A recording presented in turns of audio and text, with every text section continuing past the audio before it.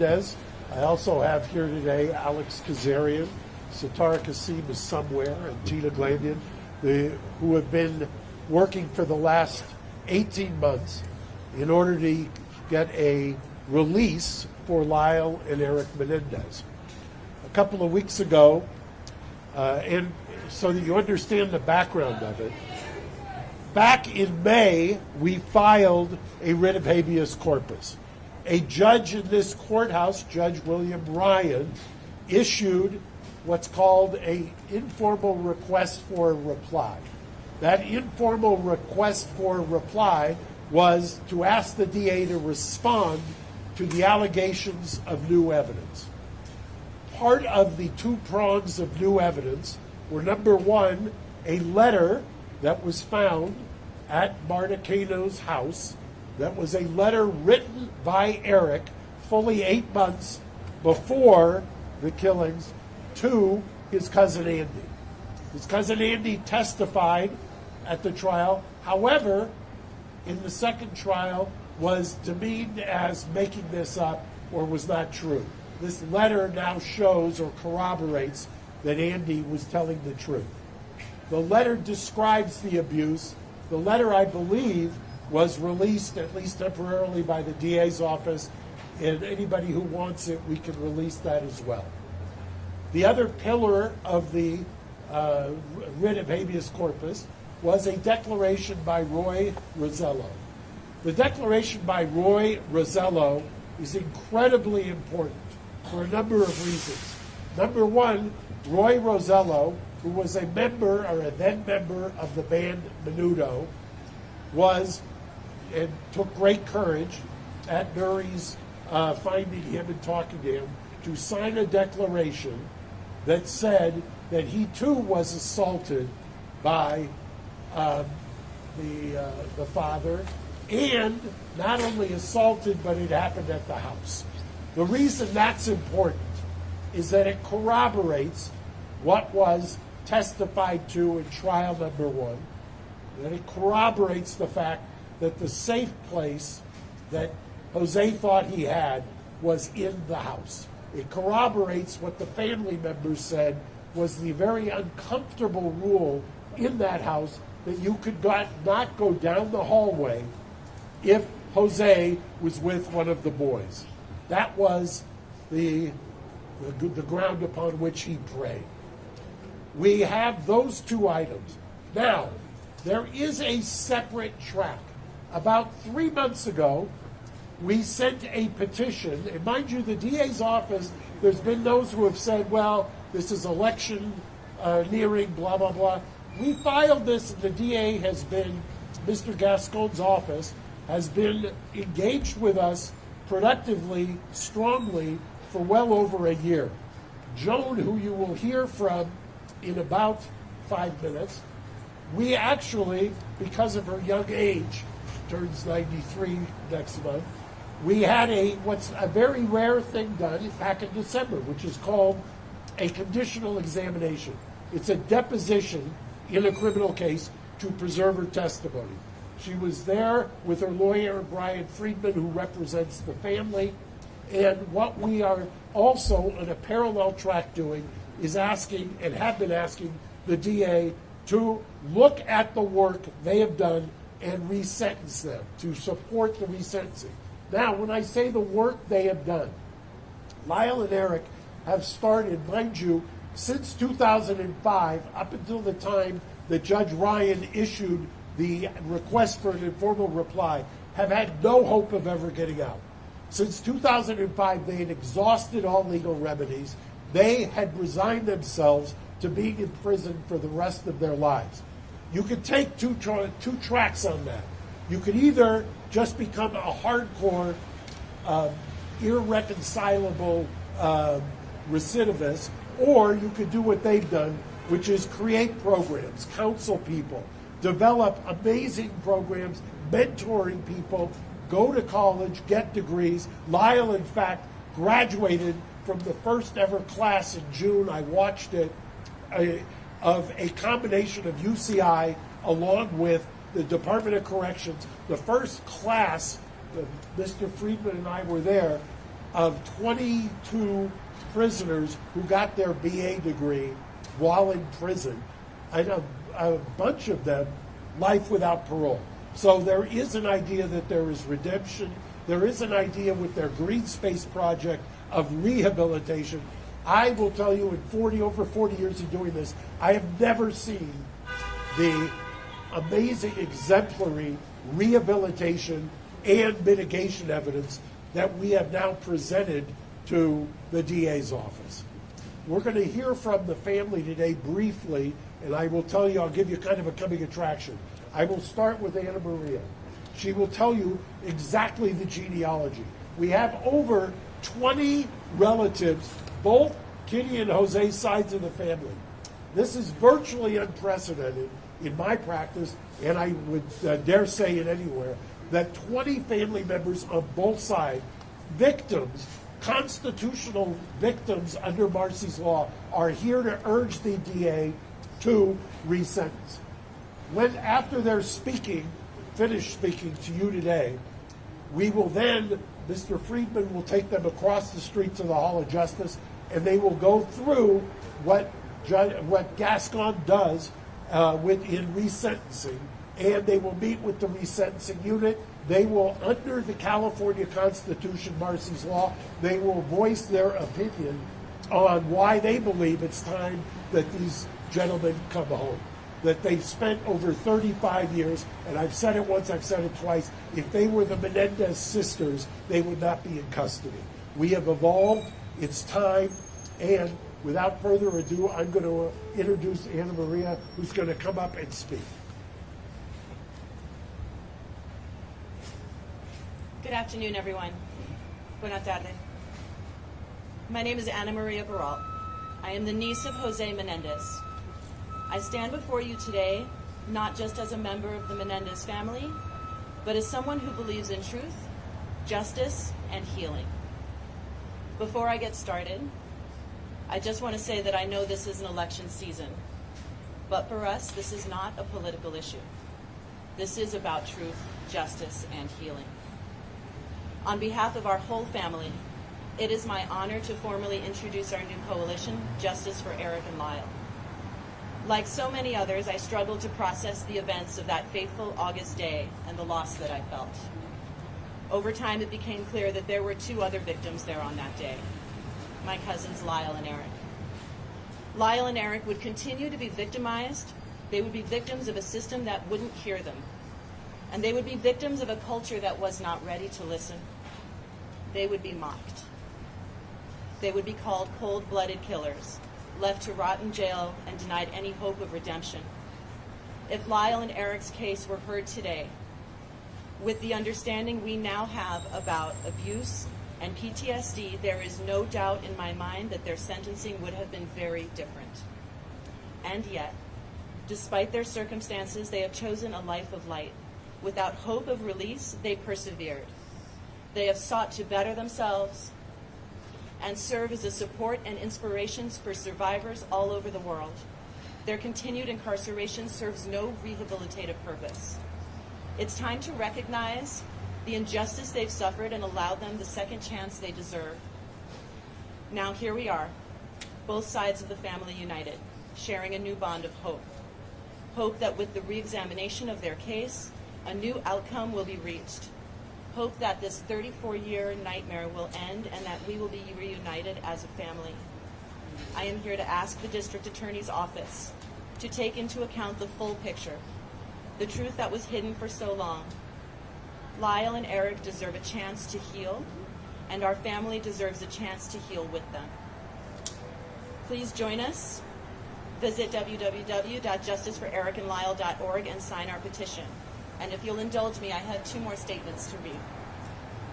The first is from my mother, 85 years old, Terry Baralt, the sister of Jose Menendez.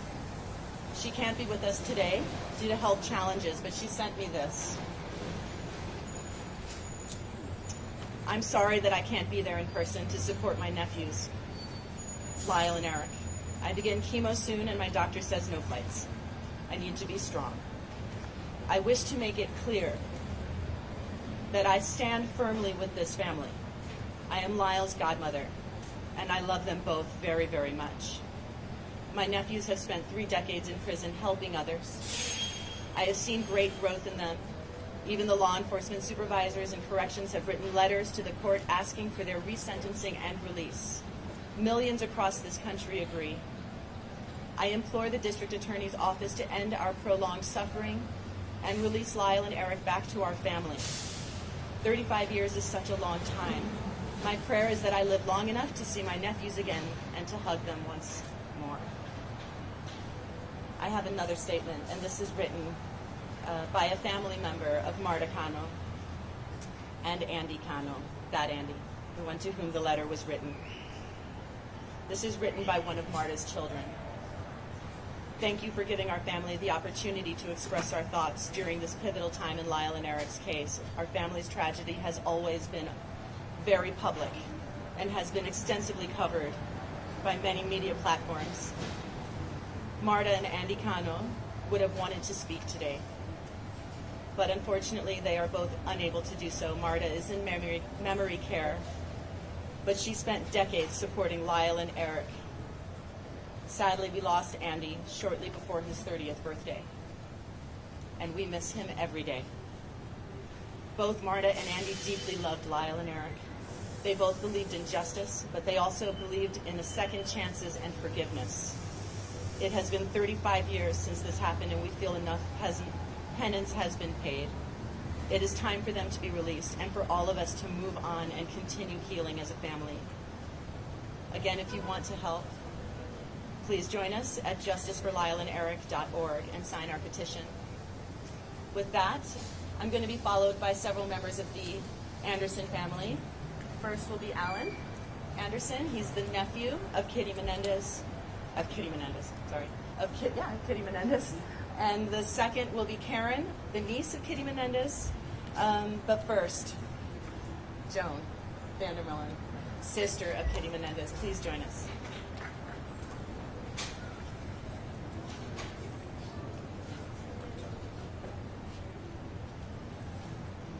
Soldiers sing.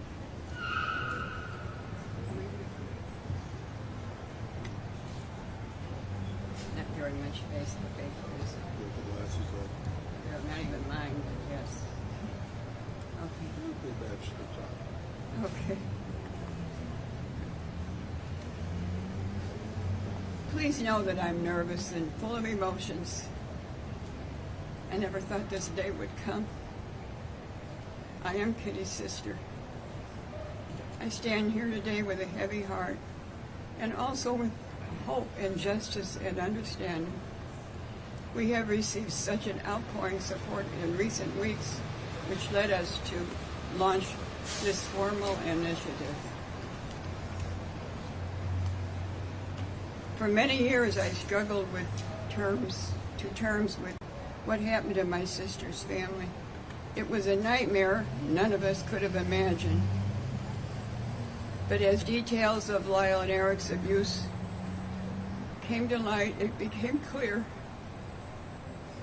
that their actions, while tragic, were the desperate response of 2 boys trying to survive the unspeakable cruelty of their father. As their aunt, I had no idea of the extent of the abuse they suffered at the hands of my brother-in-law. None of us did. But looking back, I can see the fear and tension that their father had instilled on them. They were just children who could have been protected and were instead brutalized in the most horrific ways.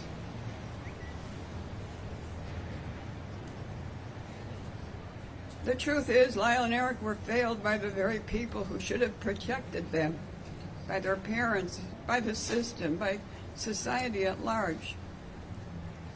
When they stood trial, the whole world was ready to believe that the boys could be raped.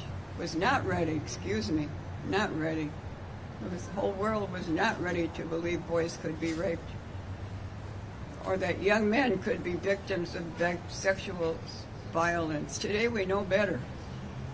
We know that abuse has long-lasting effects and victims of trauma sometimes act in ways that are very difficult to understand.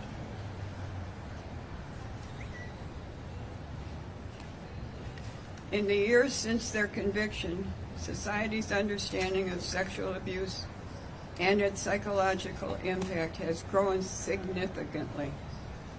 We understand that a person doesn't need to fit a specific mold, whether it's gender or socioeconomic status, in order to experience abuse.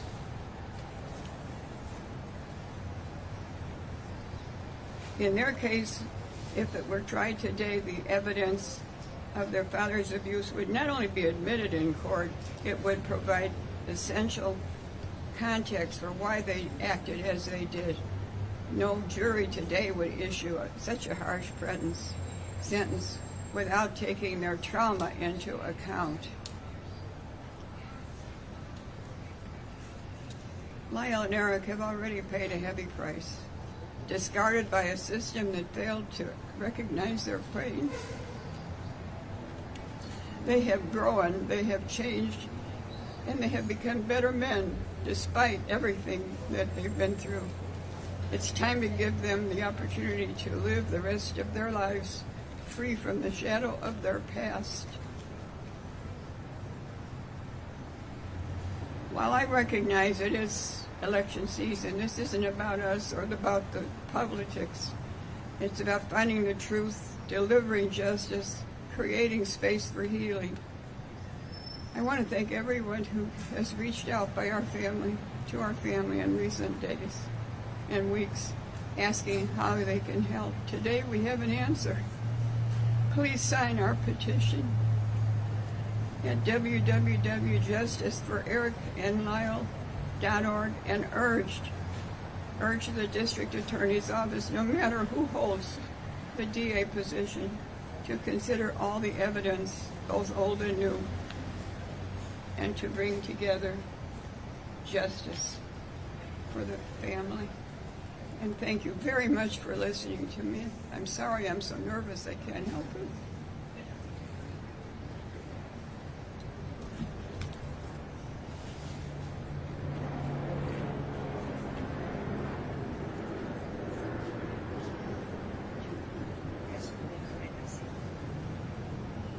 Next we have Alan Anderson, nephew of Kitty Menendez.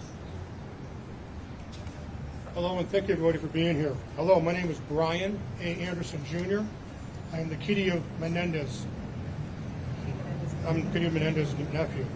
I am proud to be a member of this family and to help spearhead this formal effort to organize and galvanize all the support we have received.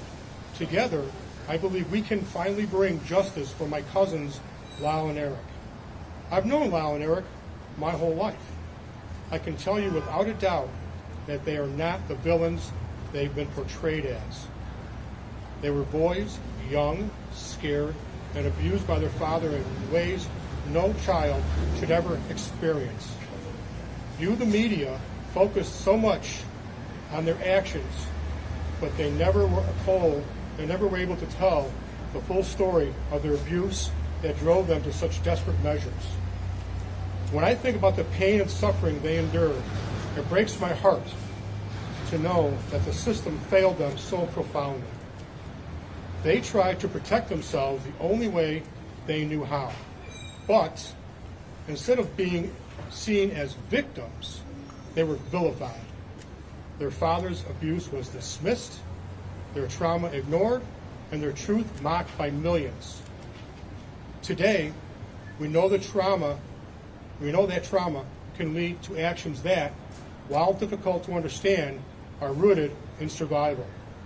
Lyle and Erik acted out of fear, but the jury never heard the full story. If their trial were held today, their father's abuse would be front and center in their defense, and I believe the outcome would be very different. Lyle and Erik are not the same people they were 35 years ago. They've shown that they are more than their past. They are survivors and deserve a chance to rebuild their lives. They are no longer a threat to society. Please do not misconstrue this to be political. Justice should prevail and transcend politics. I am asking the district attorney's office, regardless of who the DA is or becomes, to reconsider their case with the knowledge we now have about their abuse. Lyle and Erik deserve a second chance to heal, a chance to be free, and to live the rest of their lives without the shadow of their past hanging over them.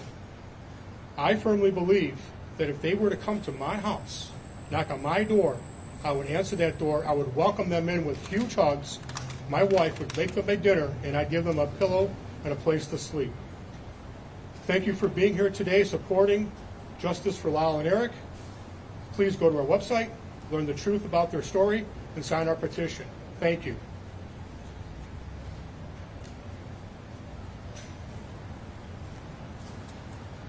Please welcome Joan VanderMolen,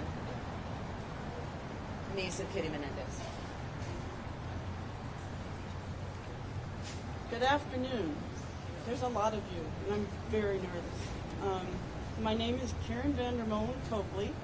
I am Kitty Menendez's niece, and I'm here today speaking out because I have believed for many years that the truth needs to be known about what really happened to my cousins Lyle and Erik. From the beginning, I believed Lyle and Erik were victims of their father's abuse. I grew up knowing and feeling something wasn't right. The feeling in their house and the father-son interactions were just off. But it was not until the first trial that the full horror of what they had to live through came to light. My sister Diane had evidence of their abuse. That was not even allowed to be presented at the trial. I cannot help but think of how things would be different if the world had known the truth back then, or if they had been the Menendez sisters. Adults of abuse have difficulty getting out of their situations, and yet these were two young boys who were never allowed to make decisions on their own.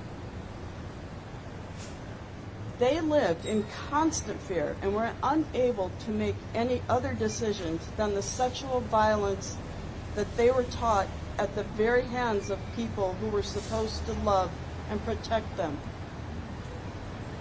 Their sometimes misunderstood behaviors were cries for help that many of us wished we had realized and responded to far sooner. What happened is tragic, but I forgive my cousins. I have forgiven them forever because I know they were acting out of fear and desperation. These were children,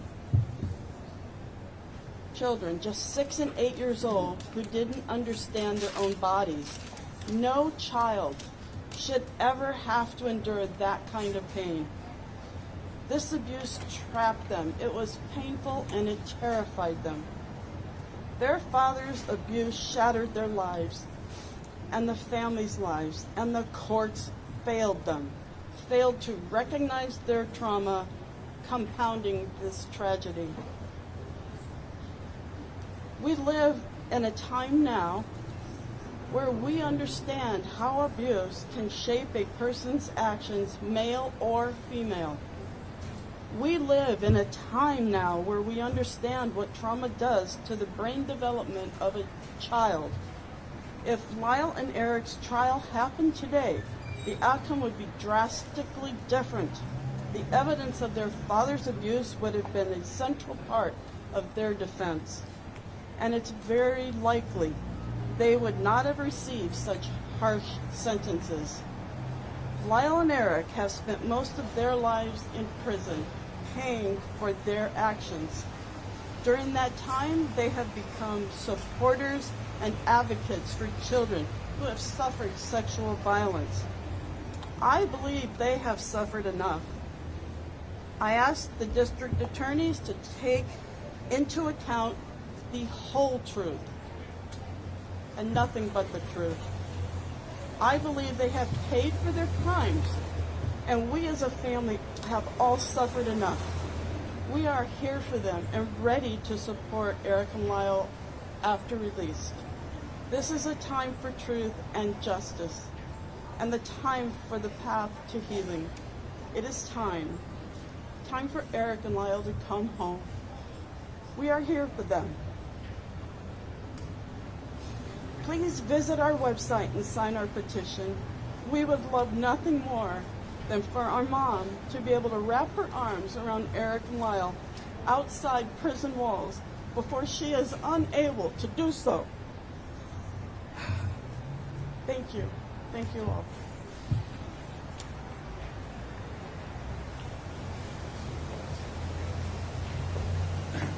Hello, everyone. My name is Brian Friedman, and I represent the extended family members of the Menendez family.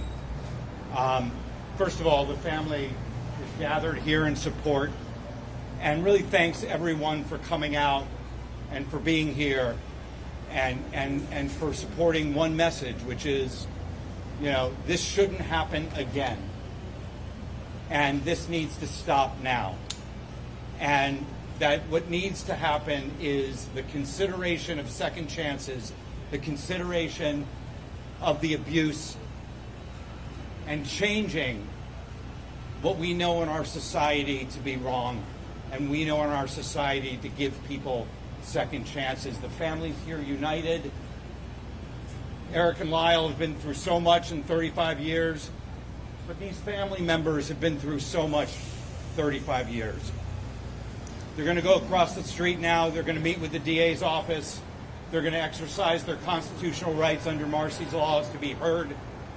And they would respect and ask if they could make that journey peacefully so that they can share their truth, desires, and honesty with the DA's office.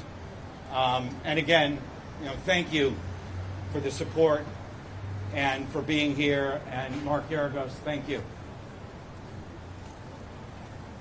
As Brian said, if we can let, especially Joe, get across, I'll answer some questions in about 2 minutes, if that works. Yes.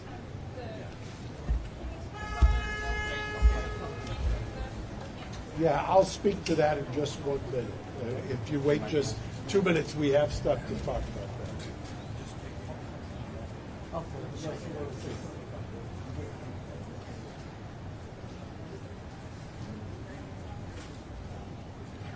All right. Yeah.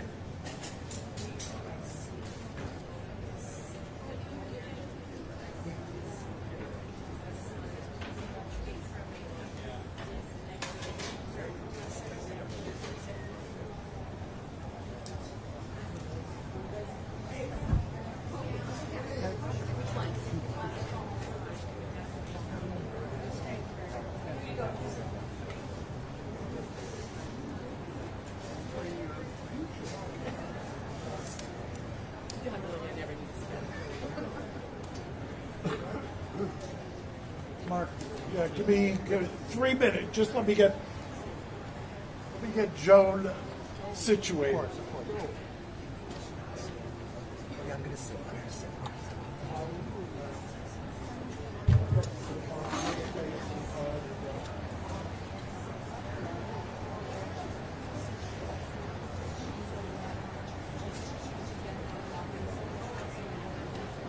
You guys go down.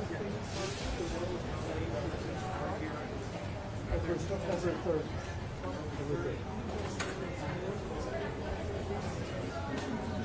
You should have said that before. What are you asking, sir?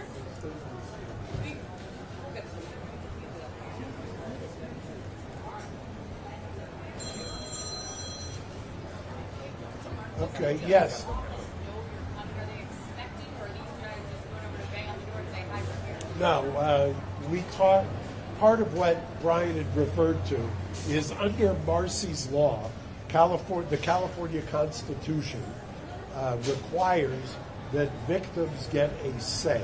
So what we did is the DA's office, when they heard that we were doing the press conference, extended the invitation for the family to come over and hear about Narcy's Law, to hear about exactly what their feelings are. I will tell you, and I said it before, that the DA's office from 18 months ago has taken this very seriously. And I say that because there are times, whether it's high profile, low profile, that I don't get the feeling that we're being heard. I get the feeling here that we have been being heard. I get the feeling that there's genuine, I think the DA has mentioned in his remarks that there is a division in the office. I understand that. I mean, I get that. But I don't think that there should be any division when you've got a united front of this many family members. And I know somebody had asked me about one of the family members. I would just say I don't want to cast aspersions on anyone. All I will say is think about your own family. Do you think you could get almost unanimous support out of your own family and extended relatives for anything you do? So I'll leave it at that. Mark, obviously there's renewed public attention to this story. There's renewed public attention to this story thanks in part to new documentaries, Ryan Murphy series, public support from people like Kim Kardashian and Rosie O'Donnell. How do you think this will all impact Lyle and Eric's case? Well, I think interestingly, and I don't know how you measure something like this, but I have been, obviously I was practicing when this trial took place. I remember in 1994 representing a woman in Pomona, and we used the battered woman syndrome, and she got a voluntary manslaughter, she got probation. And I remember at the time being struck by the idea, and I've confirmed it now in the transcripts of their second trial, struck by the idea that the DA's office on the second trial took the position, and it may not have been wrong at the time, that the battered woman syndrome, that something that diminishes your intent, did not apply to child abuse. And that was on the record, and that's what the judge ruled. So how do I think, how has this evolved? First of all, the younger generation, I hate to say that, it makes me seem old, but there has been a movement.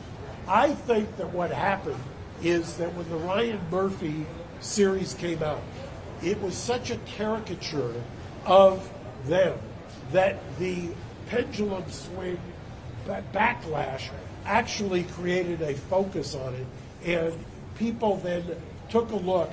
I know that I've seen some of those videos of the first trial that was televised, where the DA's office was taking the position that men could not be raped, they don't have the equipment. And you've seen all kinds of arguments along those lines. That is unfathomable in today's age to people who weren't alive back then. So I think that evolution has been, frankly, seismic. What do Erik and Lyle think of all this story? What do Lyle and Eric think about all this renewed attention on their case? I think one of the reasons that we mentioned early on and that the family has said it, they had absolutely no hope after 2005. So after 2005, they didn't believe, they thought they were going to spend the rest of their life in prison. And they had resigned themselves to it. And all of the programs, I invite anybody to take a look at what's called the Green Space program that they have. The Green Space program that they have created down there, that's based on the Norwegian model, that is something that they have done in order to reacclimate prisoners who are being released. I look at both the external programs that they've done and the introspection and work they've done on themselves. I've used the term cautiously optimistic. I mean, there is an irony that DA politics played a role in their conviction. What do you say to the people who think they shouldn't be here? Well, look, I've said it before, and Joan, who you saw, her birthday is November, I want to say the 26th, she turns 93. Nothing she'd like more than to have them home for Thanksgiving. What do you say to the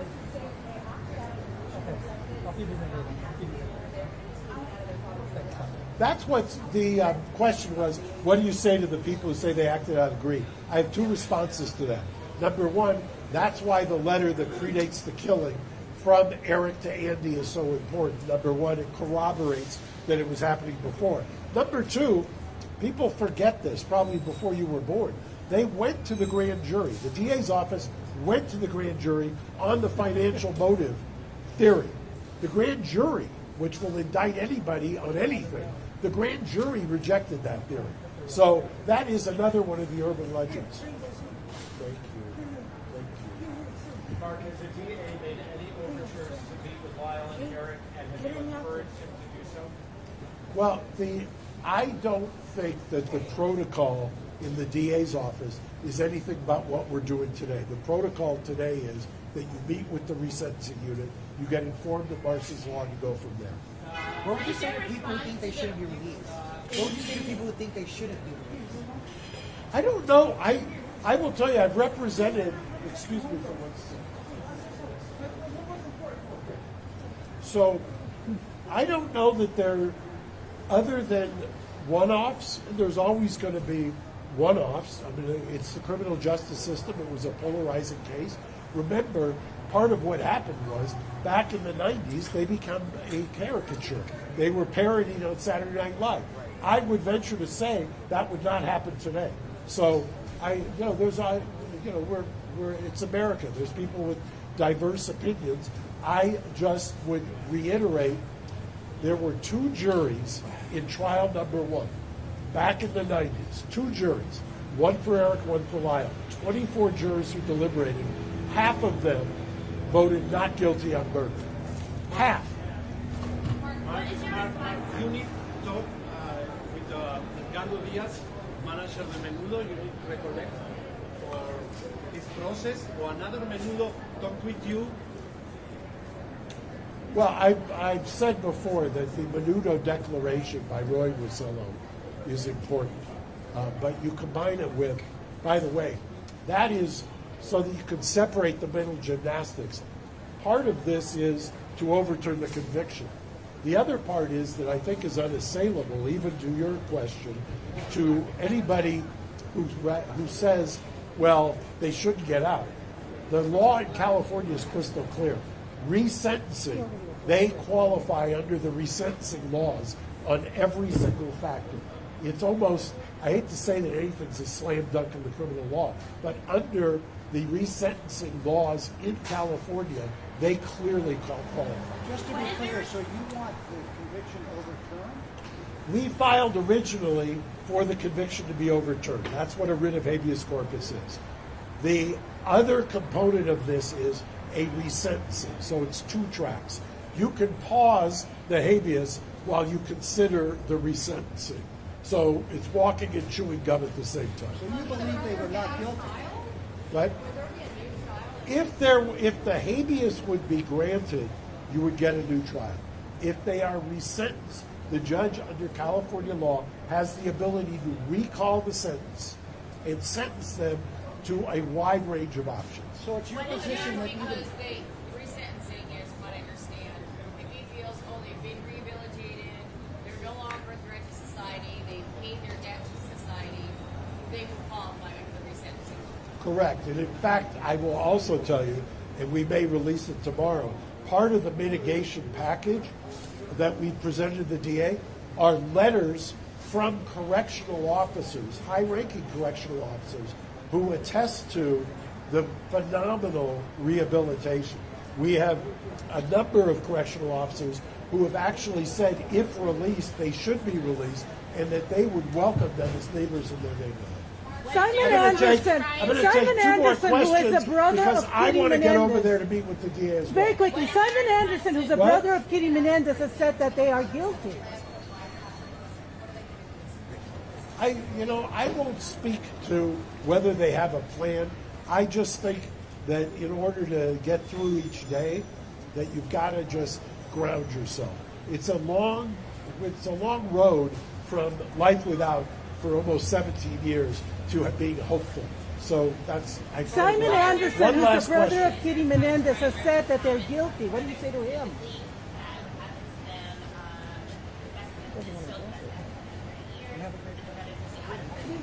ice cream, Mr. Mitch. Somebody somewhere, I don't know who it was, I could give him credit, said about Ryan Murphy that of course he's going to take credit.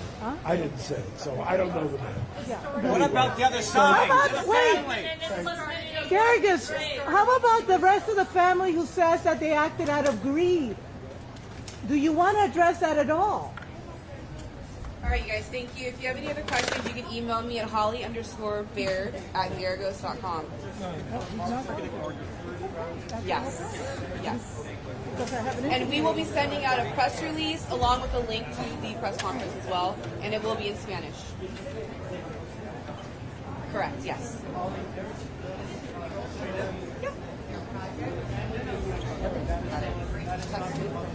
What's that? Remind, say it again? Correct. Correct.